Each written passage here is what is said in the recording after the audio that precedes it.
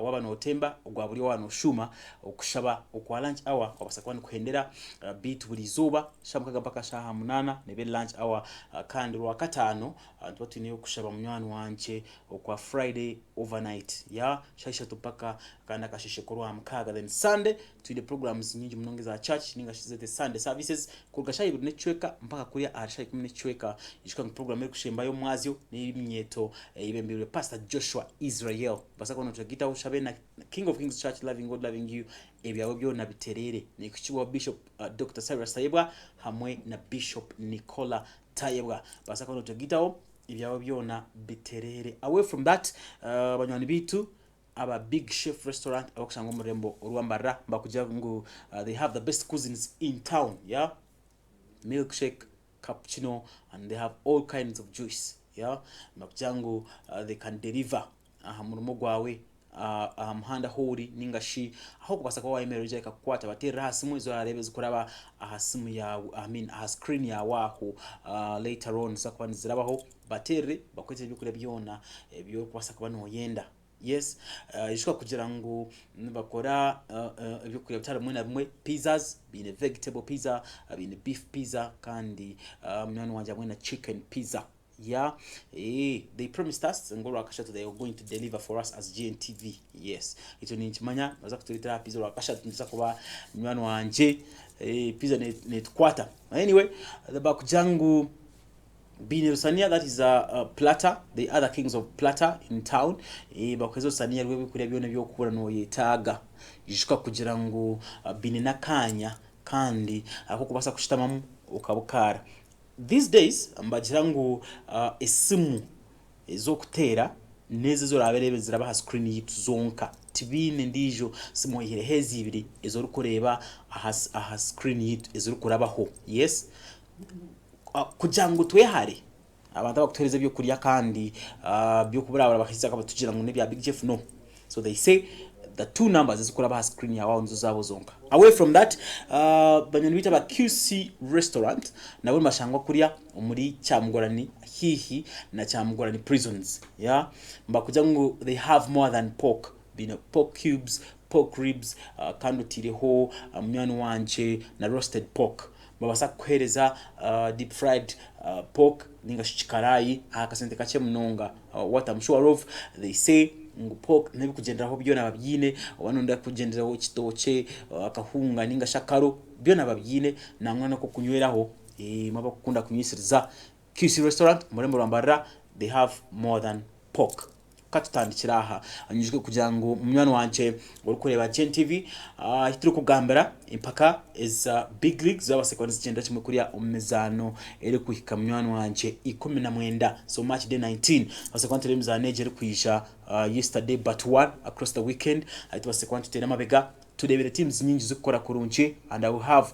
just a brief look at those results today kubasa kwa mbetambara. But as we speak, Karo Karunji, one of those headlines by the way, is doing kwasa kwa tuteka misho. Karo Karunji has gone 3 games unbeaten just after recruiting mwanwe to coach Charles Makumbi.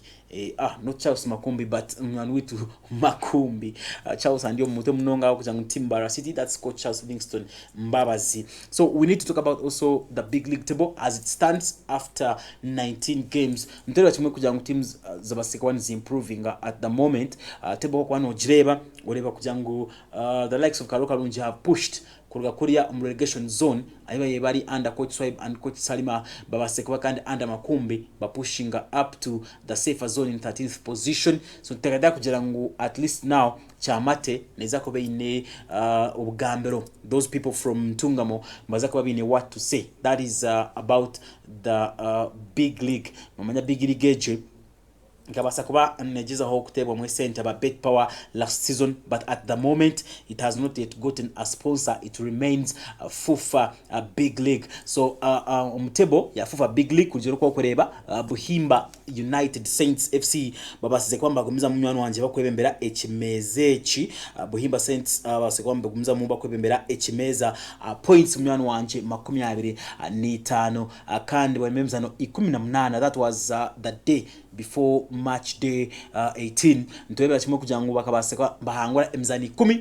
kandi badrawing emizano 5 bakuterwa mu emizano 3 bakubasa basigaza goals 12 na points 35 kandi Black Power basekwa nesigara na points 34 bwa emizano 17 kandi twebera kimwe kugira ngo difference ni goals mushanju kandi basekwa mbaruzi emizano 3 Gaddafi ni mari yeze zikozere kurungi bwa emizano 18 bahangwe bamwenda kandi basekwa mbaterwa mu 5 ba drawing ena bakusagaza goal difference 10 no bonero 32 Calvary babasekwa mbasagana no bonero 29 bwa emizano 18 antera kimwe kugira ngo Paida Black Angels bari umwanya kwa 5 kandi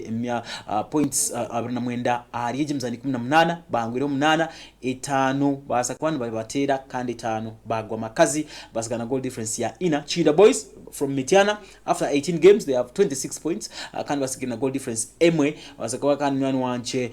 basigaza goal difference emweti goal emweti te yangu hikusigaza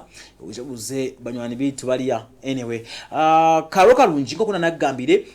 they have jumped from 15 to 13th now they are in 7th position like I told you basekwa mbaguruka ejemyanya yona Karoka Runji at the moment amzano 17 basekwa mbahangore mzano mushanju basekwa kandi mwana wanje drawing emzano ena kandi barukuterwa emizano mukaga bakusigaza -3 ezenye goal difference yawe -3 akoko norebera kimwe kataka na yeri yaho mwanya gwa 8 bwamaye kuzana emizano 18 bakabasa ko mbahangura wo mushanju basigizo bone 20 that means ngo Karoka Runji aheyemerire nesinga kataka obonero kamwe kati there is just 1 point difference agati ya teams zibiri beat Busoga United basekwa neje no bonero 23 -6 goal difference kandi utire kujango ekwaratirwe Ntunga Saze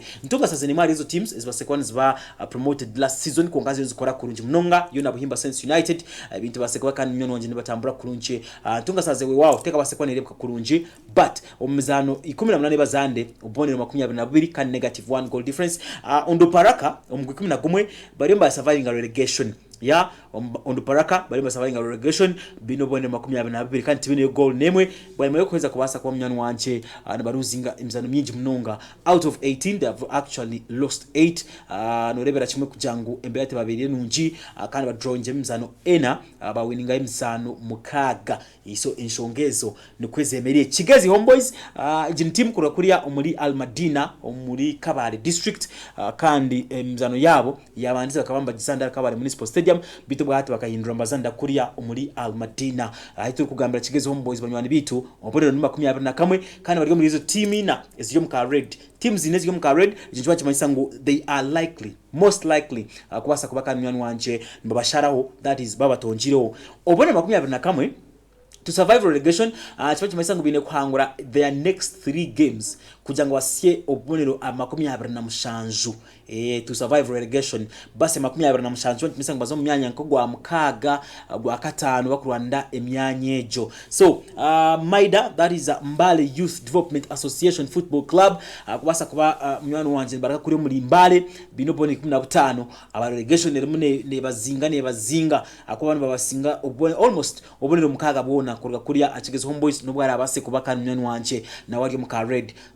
Bona Football Boma Football Club not Bona FC zinukunjiri not this time here Boma FC kurwa kuriya kandi mwana wanje umuri Kitara base kwamba jobone 15 goal difference 12 and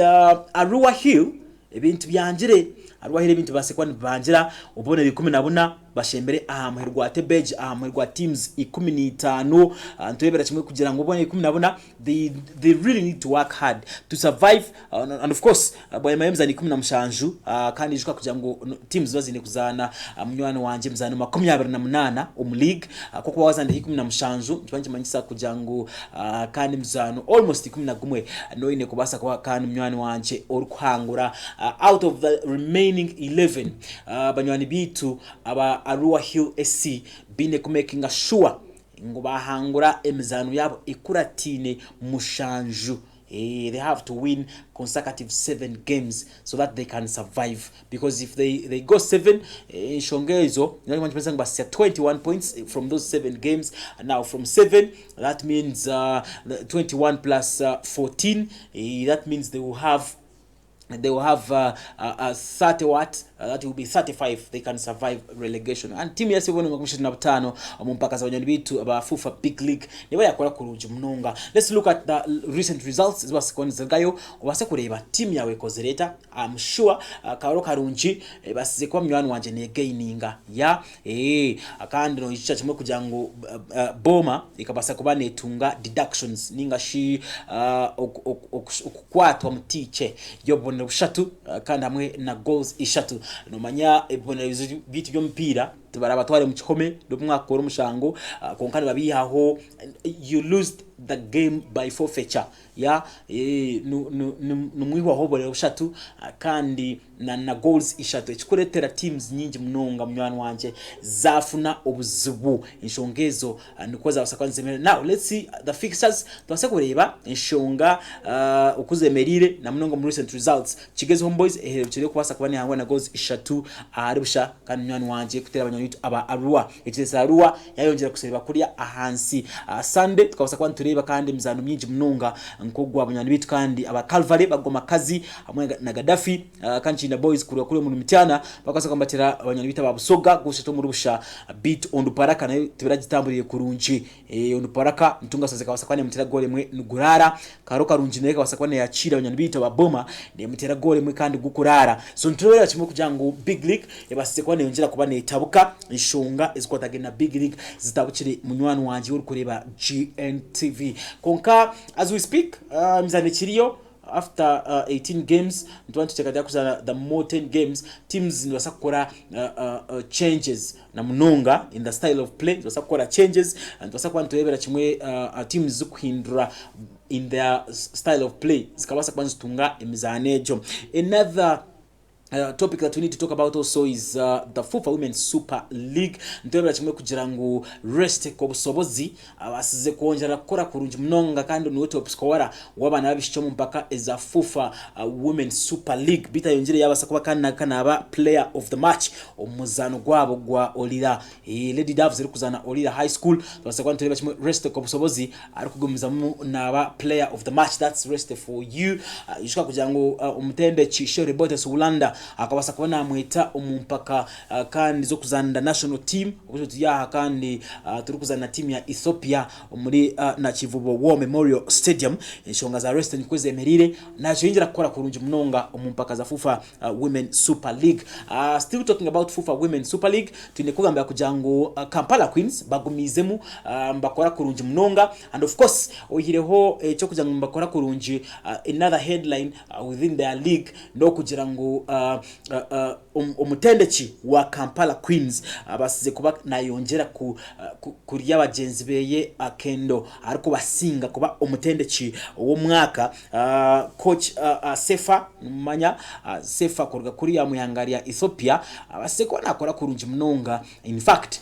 abire voted as the coach of the month kurabera kuriya kandi umfufa Women Super League coach Asefa abase kuba na coach of the month wa February kandi turize kureba match okubera abase kuba nibitambara munywani wanje. Still mumpakanizo zimwe tubase kuba turebera kimwe umushishoro kumanywanka na Chiria Lilian abase kuba na aba player of the match under the same coach katije turebe inshogo kuzaba abase kuba nizitambara ogweni Asefa Hal Gabriel kurakure mu Ethiopia kandi no mutendeje wa team ya Kampala Queens yishwa kuja mu Kampala Queens eji asekwane tende ko bashija binji munonga na munonga no yishika Charles Ayiko Mbuzi oya basekwana batataka tonjere mu gwa national team but at the moment ntoza kimwe kujangu omushicho kumanywanka Lilian na Chiria basekuba kana ba best player of the month in the women elite league. So katuje turebe inshongezo okuzi kugendera kimwe kuriya omisho na kugambira ngo kandi side area ya Super League rest ko busobozi abasekwana yinjira kuba nakora kurunji munonga ubwa hati no mwari y'aba top scorers abari omu league. Away from that we need also to talk about Kampala Queens ejinemwe hari izo teams ebasekwane kora kurunji and ebasekwane toranwa kugira ngo niyo team esingiye kuzana kapira karunji munonga omyezi 8 tire amabega omwezi gwa kashatu. In fact nyonkanye nitekatango they still take the first position mu kuzana kurunji munonga. That is the team ya Kampala Queens kandi turi kugambira banywani bitu aba Kampala Queens bariyo nibaronda ekikopo ishika nkawempe Muslim ekabasa kuba ne bari mu orkwe kandi season ihwire sakwane batera kubi munonga, but at the moment we are looking at them performing better. Shuka team age neyo mukuru President Engineer Hassan Moses Magogo niwe mukama wa team age kandi President wa Federation of Uganda Football Association niko byemerire kuri umupira gw'abacyara muri mbara umupira gw'abacyara twabasa kwa tuje teams anka guest band, that is a she guest ikabasa kwa negezaho kuzana mu mpaka za FUFA Women Uganda Cup tia basa kwa nirabaho kurunji munonga Boni Council yajibera Boni Council and twine teams ezo the likes of she guest Boni Council, the likes of Saint Noah zibase kwa nzikora kurunji munongo umupira yabishiki, but as we speak Nshongezo nikweze emerire we need not to talk about more about Women Super League kunu muri mbara twine maybe in Chitara region because we have Lady Doves Kuria twine FC Tolo Queens kula kuri muri Toro in fact Tolo Queens being one of our players mbenam kugambiraho Mastura no mwari yabo basekwa kan mazana kapira ne Kanoga. Away from that we need to talk about also the results is was second zega mepira ya FUFA Women Super League. In fact Finance Trust Bank niyo kuteka mwe sente league yo mpira gw'abana babishiki kada turi kugambira buri kwezi nibamba hereze berabo ahari yabo abakoze kurunji munonga coaches kandi hamwe n'abanyani bitu abazani the players turi kugambira some of the results that came through in the last games is twasekwantu tugira twasekwantu rebera kimwe Kampala kwizera gukora kurunji munonga bakubasa kubamba kora bakutera rhymes SS na goals ina Arusha kandi Shimak naye kasakwa nikora mu muntu yangora goal emwe Arusha ndorera kimwe kujango abanyoni bita ba Lady Doves na bebintu bakabetwara aha level ya higuru bari kuhangora na goals ibiri ahari emwe. Then on Sunday tukareba Rubaga Women Hill nayo bakwakira kandi umuzano gwabo gwabasekwa kandi myano wanje tugendera kimwe kujya mu Bakiso Hill bakugitera goals ibiri ahari emwe. Shima ikabasa kwa neguraramu Shimaruns ebintu biratambwire kurunji munonga Moose College ikabasa kwa negoma kazi na Kampala Queens kuriya omushayi kumanya ka The Valley bakugwa goro emwe ahari emwe. So enshongezo nikweze emerire mu mpaka z'abana babishiki and as we speak twine hona table uza kwa norebera kimwe table mu mpaka za FUFA Finance Trust Bank Women Super League orebera kimwe kujango ebintu kubiyemerire team yawe uri kwagira ningashi omuzani wo kumanya ari kuzanda byemerire bita ubase kwa norebera kimwe nshongezo ngo kuziri kutambura as we speak abanyoni bita ba FC Kampala Queens bokuna nakagambire wa imizano 15 kandi bino bonero makomiana after winning 12 games drawing 4 and losing 0. They are still unbeaten on league after 16 games and turebera kimwe kujangu Obonero obawase kwamba kunganya they are superior with 8 points clear of Kawempe Muslims, their arch rivals and tele chimwe kugira ngo points zikawempe Muslim bine ashatu nibiri mnywana wanje tuzikubasa kujangu nzibatinisa but 8 points umupira gwabishiki nzoze points nyingi munonga kigumere kusanga team ne losinga empira eshatwe kuratinde especially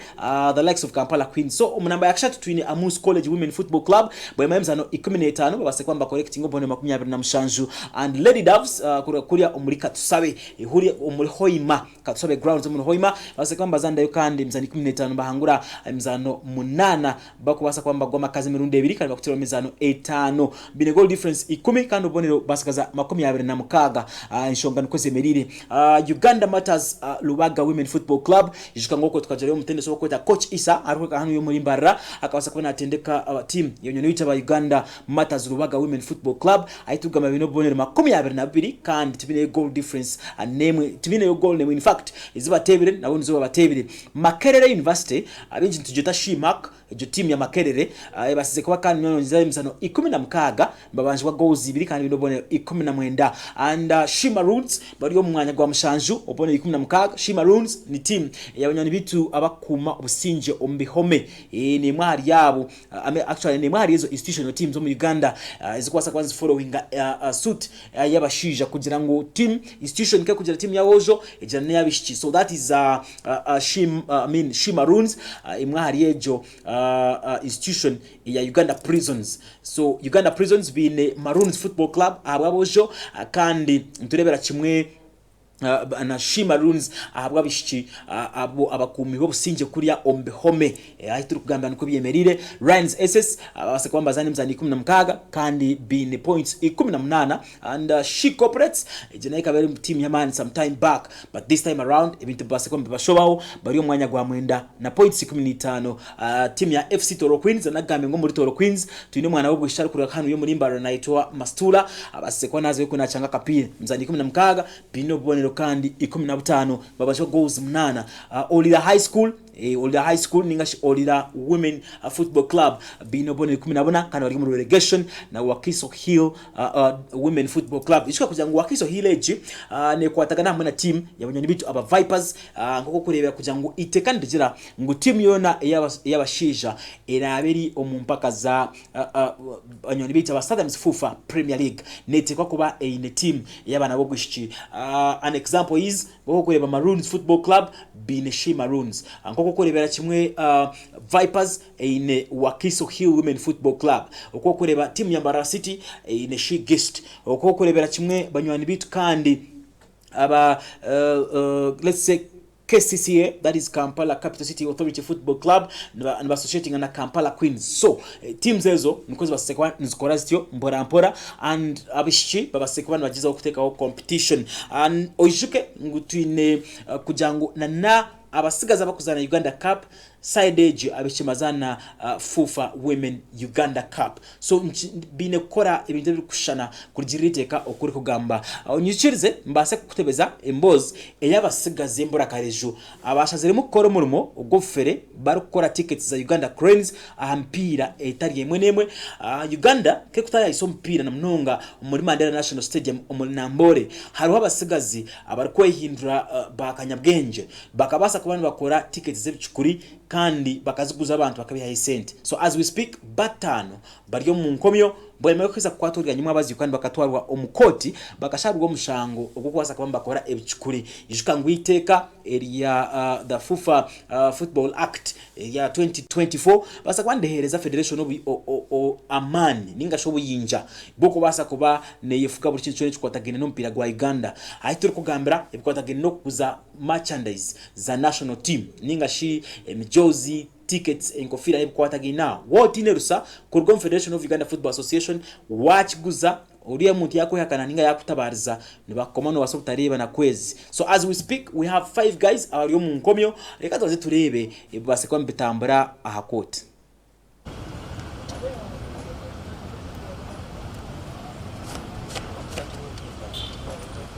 Mugamba kitachwala kufoni tunateka mugamba Joni mugamba mugambe kupinya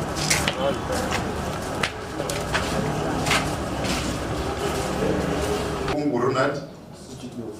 Rubega Musasizi ne yo Kenya Musango kokuna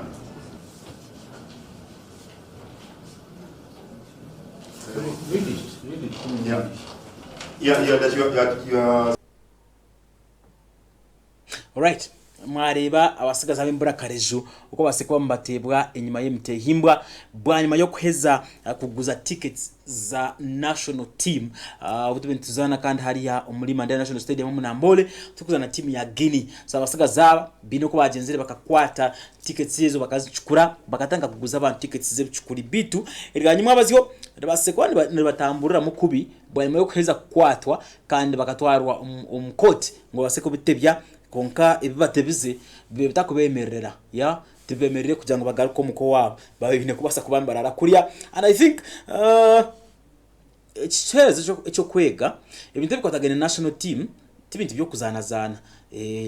wasando mu national team nshwere no gwero akagwe. As we speak tuineho more information irikurga kandi umuryabo abakomerwe bondi bagira ngo nibikiriza bakabasa kubambaguza tickets z'ibicukuri kandi ciceresere bakomwa hatariho kwebuza bakomerwa hatari kukwebuza wadde zishongezo nikwezemerire and we are waiting to see court okwera base kuba ne bachwere kibonerezo kugira ngo either basavinge tutegereze statement kurwo mu court na nenyikiriza ya federation kugira ngo eke kushaba ibintu yatunga abantu bakubonerezebwa omunjeri niyemwe. There's an update that's actually coming from CAF that is about the AFCON whole empira irabase kuba nezano. I will tell you about that later. Konka team iragire micho mbi neija kuba neruzinga position. In fact wabo uri mu mwanya gwa kabiri konko ine 2 red cards uja kwasa kuba noremwa enshongezo nikwezemerire. We shall be talking about that later on. So we're still here talking about the national matters of sport. Yes, enshongezo kwatagine nebyemizano konka harengo rwihanga ryona tune kugambera kugira ngo nyomwe bazyo umukuru engineer Hasi Moses Magogo abasize kubona hikakuria muri Slider Stadium ahi team ya Uganda Cubs iri netendekerwa kubasa kubani bagaruka mu gukora recovery session bwemeye kuterwa muzano ugwa Morocco kandi hariya umumpaka izigwireho ekikopo cha Africa ninga shijete Africa Cup of Nations ecyabana bari hansi y'imyaka 17 mukuru ogu abayi ashendekerezibwe Ronnie Karema kandi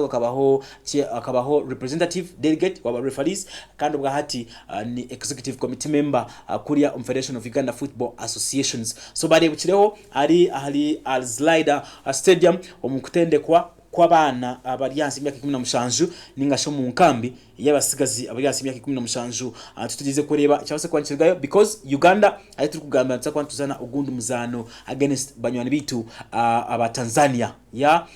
noza kwanureba kimwe na roadmap eri kuyijaho later on kati waziturebe ibishane ebyo baseka mbega kuriya umuri Al-Slider kuriya umuri Morocco ahempaka za AFCON zizo cyendo misho.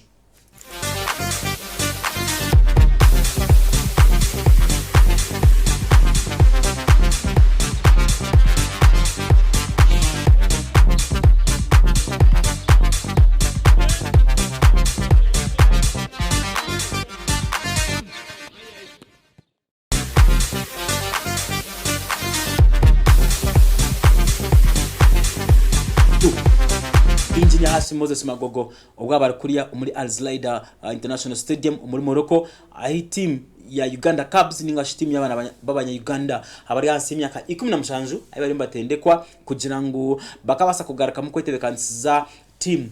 bamuranwa bitu aba Tanzania umumpaka za AFCON under 17 ziyomisha Uganda ekaterwa goals 5 mu rubusha kandi tunaona bimwabishani byarigire mu muzanogwe Morocco cyo neshonga nkuru and the standard of football in Morocco taking an standard of football in Uganda. So twinekwa tugambera umuntu wendo kureba GNTV kugira ngo Uganda nibo bwire it's the time for Uganda to learn kugira ngo lose to atunje goals 5 mu rusha tujejereho tubase kwa tuhindura ico cyono kiri kwasa kwankija umumpaka zikotagene na AFCON under 17. Uganda izakwa nilito na team ya Tanzania in their second game of the group that is group A kandi ishwa kugira ngo teams ezindo kuzikozere twine results uzakwa noreba results sezo the AFCON under 17 results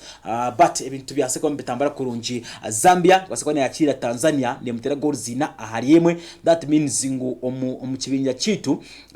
bintu Zambia hamwe na Morocco bintu basakwa babiyebembera banywani bita Burkina Faso kazamba kira Cameroon bakita goals ibira hariyemwe kandi South Africa basakwa yakira Egypt ne mutera goals ina aharishatu. In fact ubwo ngumwe ahariyeje mpira itubase kwa ntureba eri kuza mu goals mushanju. You can imagine mpaka za AFCON under 17 washanga tutunga goals mushanju. That is something that we need also to focus on. 7 goals omumpakezi zabana bato bati cyatuma isango cyo kibetse tight mnonga, but as you look at those scores Egypt na South Africa ni bamwe nigamwa amahanga again projects za youth football is hami. That is why no reba chimo results is what producing they are quite challenging. So ishongezo the next games is ryoza kuba nizijo misho Uganda kubasa kuba nezana atisi na Tanzania ninga shi na Zambia aho twinobuze bwa mani obutwine kubasa kuba ntwetebekanisiza. Those are some of the pictures ebyatunguri anyakazoba omu training, but as I can tell you twinobuze bwa mani mnonga kwa teams ziyonzija Yes, Zambia is one of those. Is to require one to Chirra, and Tanzania, they are our rivals. So our game against Tanzania will be on Thursday. That is third. Ebiro bishatu bye kwakana 2025 ntsakwa ntebe kimwe muzano gwe kandi aguru kwija kuri Uganda versus Tanzania, and I think this is the game that we need to win. If we win this, then we have the hopes, because we beat Tanzania, it goes out. Then we remain with a hard task to play against Zambia. Kutura atero muzano ogwa Tanzania twatungo bonero bushatu orwakana sekwa ntimanyisa mu Tanzania yone yabirugaho kwa ne yaruzinga kabiri. Then twarugaho twine kwa tuzana na Zambia konka Zambia yeji ntotaka kujiyo just takabonero kamwe konka nayo twagiye kabonero kamwe tuza goal difference. That means Zambia nayo twine kugitera. So chibaru ko chemerire aba team Uganda Cups, the under 17, we need to win our next 2 games to qualify for the quarterfinals. That is the truth that we can see. Otherwise nyine kugambira kujangu road to the semi-finals and the finals nikubi emerire schedule of matches emizani ryo kureba higuru April 30th ugawa Morocco katera goals tanarusha, then 31st twasakwa tureba kandi Zambia kwa Tanzania ni mugutura goals zina abasakwa tureba ugwa Burkina Faso gurebere kandi nugwanye n'iki aba Cameroon basakwa mbagitera ugwa Egypt gurebere hamwe na South Africa basakwa na cha Egypt ne gitera goals kandi ina umulisha tu. That was actually a 7-goal thriller. So next Group C uzakwa norebera kimwe kandi Group C mwana wanje nzakwa ntoye msano myinji mnonga, and we shall also see Congo. Group D, we shall also see Guinea, they will be playing. Cote d'Ivoire will also be playing. We are waiting to see how those games will go. Senegal, still, they will play against Gambia, and Uganda, later, they will be playing against Tanzania, and tusakure umzano gwa abanyoni bitu aba Zambia bakuzana Morocco, then later to South Africa kandi mnywana wanje ibitukura bitambura, then Egypt nija kubone garukamu bitu mnywana wanje bitu birabase kuba mbyangwa. So we can as well see Gambia nija kubone garukamu na Somalia, and Somalia, remember, na senior team tusakwa tuzana nayo kandi ka Uganda umumpaka za World Cup qualifiers later in September. Group C nija kubone turebera kimwe kandi Tunisia ikosa kwa mnywana wanje nezana na Senegal, then nshikwa tuya kimwe mu Group D banywani bitu aba Angola bakuzana na Cote d'Ivoire ninga Ivory Coast. Nshikwa turebera kimwe msano myinje ariko jo mesho ibiro mukaga. We still have games in Group A. Nshikwa turebera kimwe kandi Morocco ekuzana na Tanzania, then Uganda ikosa kwa nega ko musiche kuzana Zambia. So from Tanzania we shall play on 6th again against wanywani bitu kandi aba Zambia. That means we beat Tanzania on 3rd, and then look for a win against Zambia on 6th. Honchibachi basa group stage zitu niko zirabaza kuba kandi nizitambura inshongejo nyenda mnywana wanje wabasa kujetegeza kurunje bitu. I will tell you about also kickboxing later on. Nzakwa ningabe kwa tagenda kickboxing. However, nyine kusigesha ongeji na ajihendera. Uganda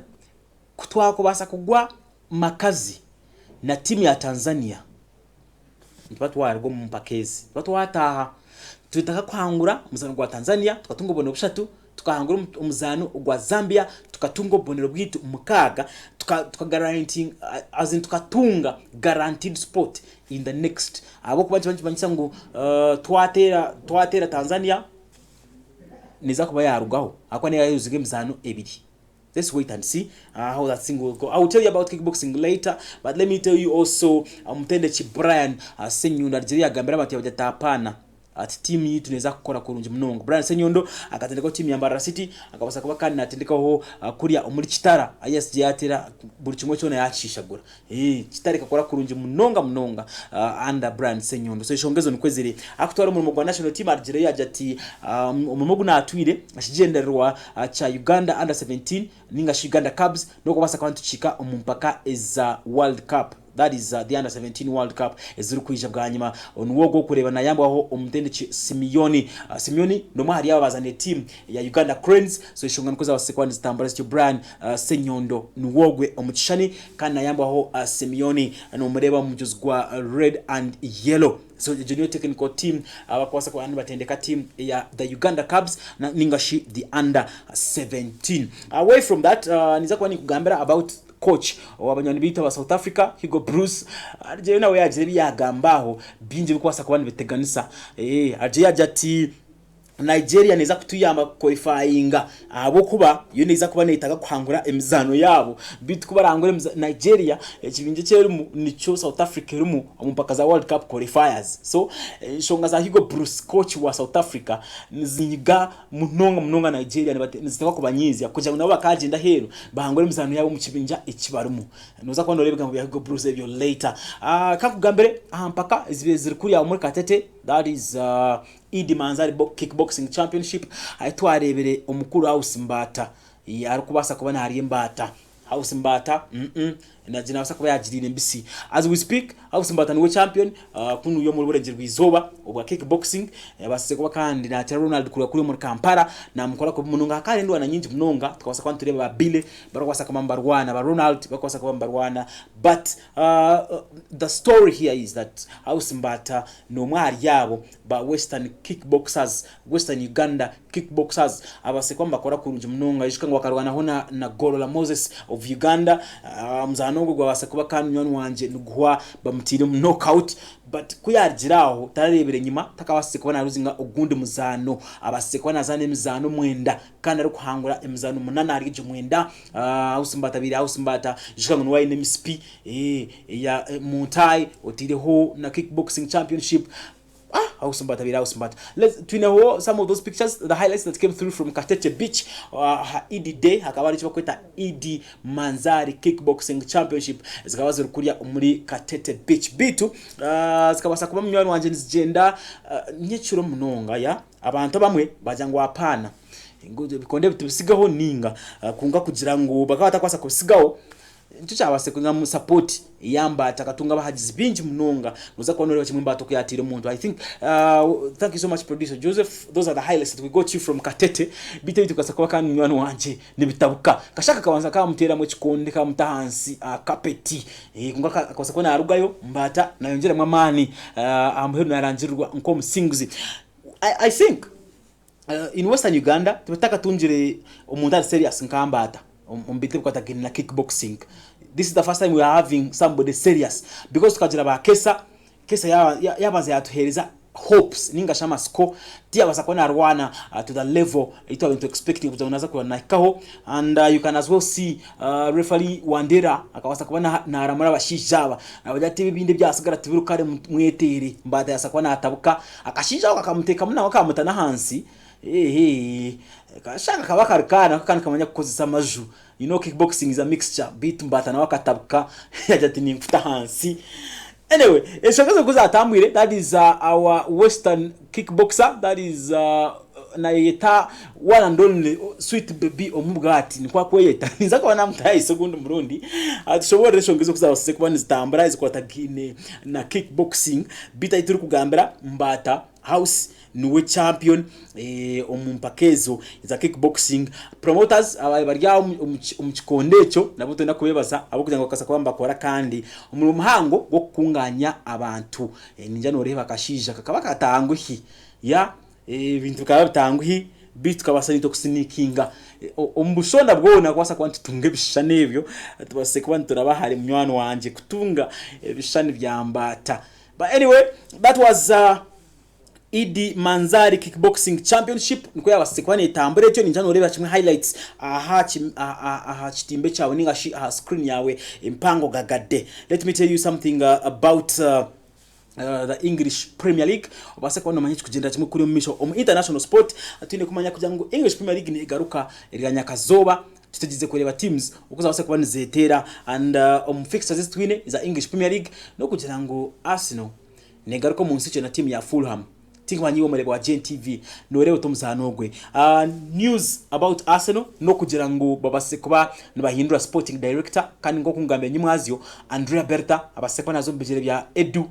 Brazil wazaniyo team ya Arsenal wasekwa nargo position ejo. And the news still in Arsenal ngereka kugira ngo Bukayo Saka are ready kubasa kuba munywano wanje natandika umzano gwa Fulham as they prepare for the UEFA Champions League game against Real Madrid that is coming up next omumpaka za quarter finals kuria omumpaka za UEFA Champions League. So tugize kureba kizo cyabase kwa kitambara that is about Arsenal. And Nwanweri achiriyo nawe nakora kujangwa competing. He says he still wants to compete for a position in the Arsenal starting 11. And enshonga zikwatagine na Odegaard abambatakata kugira ngo Odegaard doubtful. Odegaard is available, he will be available, as well as Thomas Partey ambao asekuba kandi mnyani wanje ndimuteka ku question marks. So Arsenal will be fit to play against Fulham just after the 2-week international break. Hori kureba ha screen no mukuru Mikel Arteta mutendeti wa timu ya Arsenal asekuba kandi na Emery na Bukayo Saka mu training yakasheshekeri izoba asekuba mbarga majango Bukayo Saka is ready to play. So we have the fixtures that are coming through. Mikel Arteta asekuba na confirming na jati Bukayo Saka is available once again after missing 3 months through injury. Shongezo nikuza wasekuba mnyano wanje nzitambura iwe umuhaji wa Arsenal norebota enshongejo ya Saka nagarraho ainipirika yarateka uya mara kugarraho form yeye yabira ine before the injury. That is the only question that we have for you. Away from that, ofishe tukugambere aha bazani na mnonga abariyo nbasigninga za contracts zabo nbagarra endagano zabo busya teams zitara zimwe na zimwe team ya Wolverhampton Wanderers yabasize kuba kandi negarura endagano ya Mosquera buto kubasa kwa nasya 2023 still ndira kugamba kugira ngo Wolverhampton Wanderers babasize kwamba jirangu Mosquera tarabase kuruga mu team age mpaka 2030 jo team ya Wolverhampton Wanderers katugeze kwacha kwantureba omuzani Bruno Fernandes Borges da Silva inzaro ya Portugal kandi guno muzani wa team ya Manchester United arigirayo yagira ati ebya Real Madrid kunteka millions 9 za euro ni imbere ko kwasa kwanureba mahuru ngatambura akwati bakawase kwamba gambana nyenko muntu. But I think team Real Madrid is plotting something against Bruno Fernandes to leave Manchester United. So mbatakata jangu they can lure him at the age of 30. Bruno Fernandes wabasekwa na simya kama 13 ehingwire anaitagwa kuriya umutimu ya Real Madrid semzano anukwemereye cyo mu mpaka za English Premier League akorebera kimwe team ya teams nka Manchester nka Arsenal zakwazo musiche echiro United nezana against Nottingham Forest and Nottingham ni mharezo teams season age zibasekwani za Isaka runkandi zikwenda kuzana Champions League hansio mtende chikandi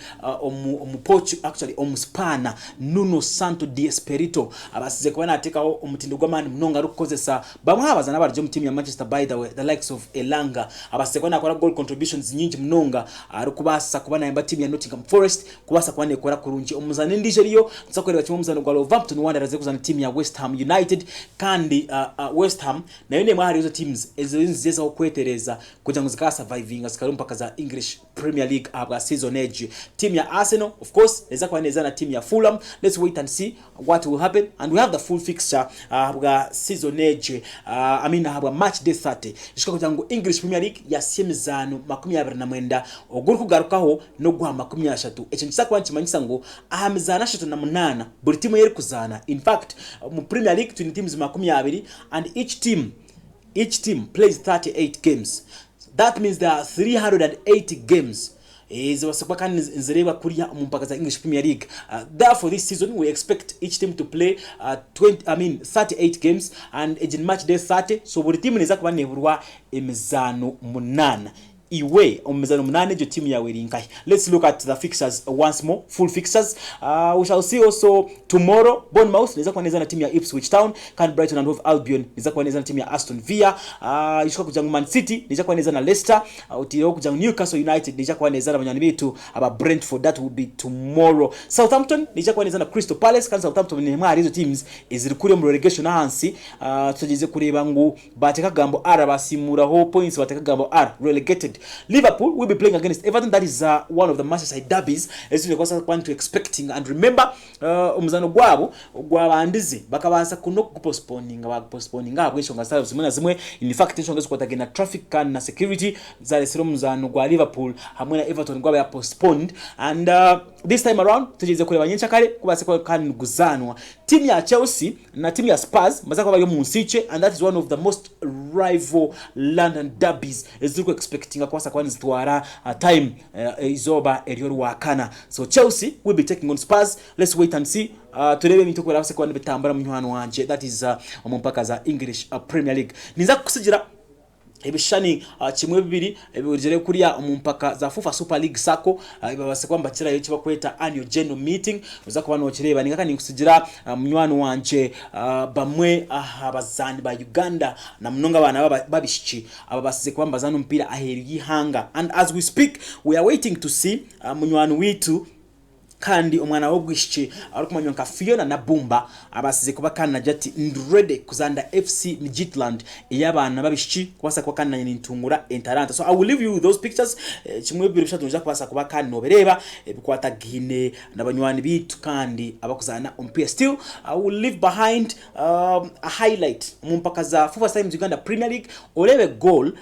John Patrick Kakande SCVia versus Vipers wasekwa noreba one of those rival games of Uganda okugore abasekwane banywa waburiyo murebi murungi munonga kurgashaha munana kurgashaha mwenda mpaka sha 10 aitwa hika nakora na Joseph side zibiri on camera and in control room yakora mu mugwamana munonga ruhango rukumata kumera center bankumere murare kurunje. Doesn't look very much relaxed. He would love to actually get a result in this game if he can Molly Ekwaso. Elvis Ingonde, Kakande Jonah Luanga! Oh, what a beauty! If this is a painting, this is $1 million paint! Beautiful from Luanga! How they made that move was beautiful!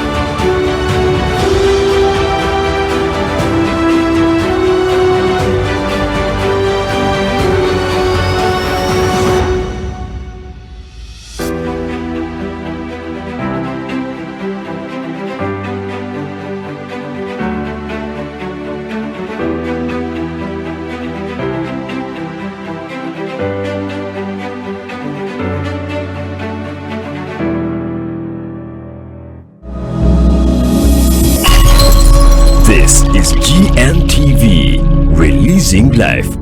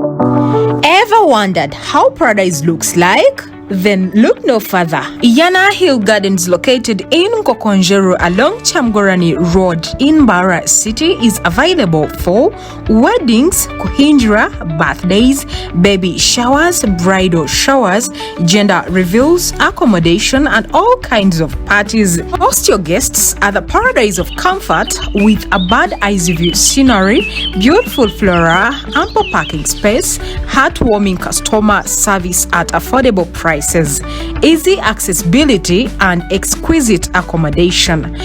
For your colorful function, engage us on our social media platforms or call us on 0776 509 472 and 0704 509 472, or WhatsApp us on 0783 488 565. Iyana Hill Gardens, a paradise of comfort.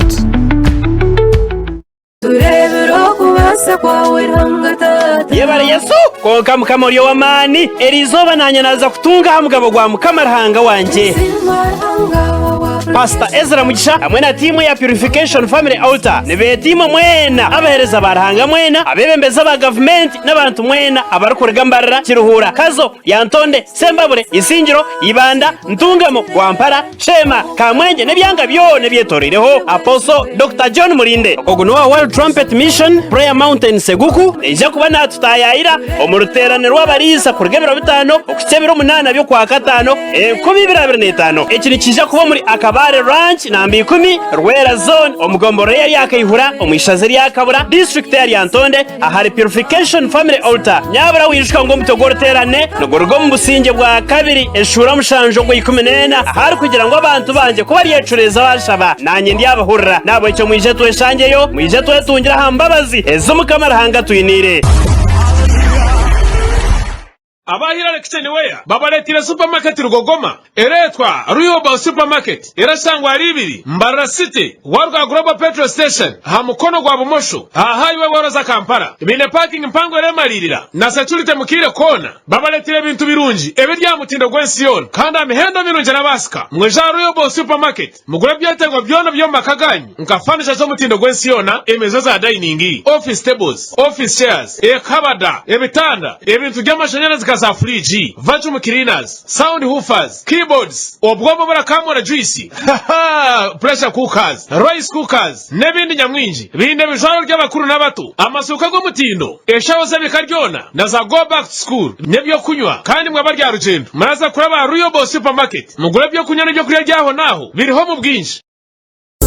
Uburenje bw'izoba yona na Uganda yona kutwariza hamwe Kashari Farm Resort niyo hoteli yihorere yorabasa kubonererwamo businje bwawe ukatebenkaniramo ahasigara ukagumurije eco buraro bakaciheza bine deluxe cottages ezora nyamamo weno katebenkana swimming pool oragwa mu mizi dibi oruge mudobi bine gym oraza yona nura magufwa weno gumori fit okugira ngo amagaraga ugatebenkane bine steam na sauna bine ba chef abakugu abara kutekera camushana chachiro hamwe na breakfast bine conference hall orenda korera yenchiko bine gardens nunje munonga orakorera yembaga bine bizaniso by'abana bato bouncing castles Kashari Farm Resort erashangwa mutonto Rubaya Mbarara district okwenda kumanya birachiraho shengura noti 2 noti 9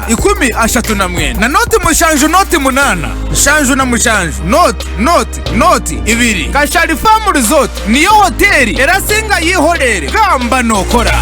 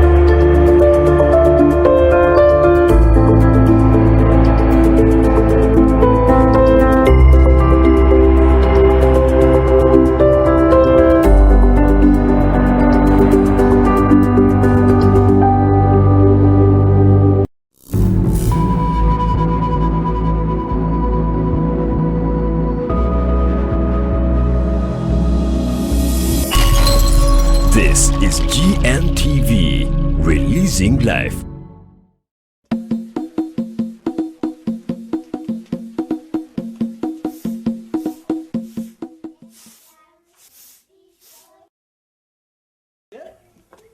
Yomkazu